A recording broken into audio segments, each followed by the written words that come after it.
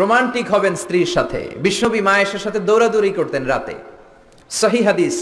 একদিন বললেন চলো কে দৌড়াতে পারে, ওটা কে ধরতে পারে। দুইজন দৌড়, বিশ্বনবী আস্তে দৌড় দিলেন, মা আয়েশা আগে ধরে ফার্স্ট হলেন।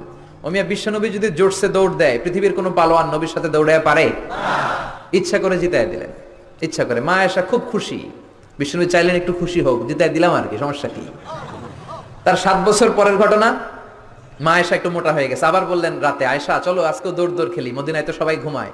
মা আয়েশা মহা খুশি, ভাবছে ওই দিনও হারাইছে, আজকেও হারাবে। বিশ্বনবী মনে মনে বলে আজকে নো চান্স, আজকে চান্স দিব না। তো চলো ওই পিলার ধরি, দুইজনে দৌড়। বিশ্বনবী চান্স দেয় নাই।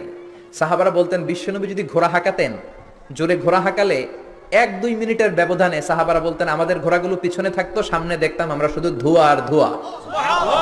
বিশ্বনবী ওনার ঘোড়া নিয়ে যে কয় মাইল সামনে চলে গেছে আমরা নিজেরাও জানি না। কি পালোয়ান! মক্কার সবচেয়ে বড় কুস্তিগিরকে 3টা আছাড় মেরেছিলেন উনি।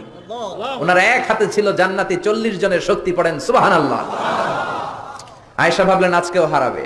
বিশ্বনবী মনে মনে বলে কি, নো চান্স, চলো দেই দৌড়। আজকে বিশ্বনবী চান্স দিলেন না, দৌড়ে আগে ধরে ফেললেন। মা আয়েশা রেগে আছে, হায় হায় পারলাম না। মহিলাদের মধ্যে রাগ করার একটা অভ্যাস আছে না নেই?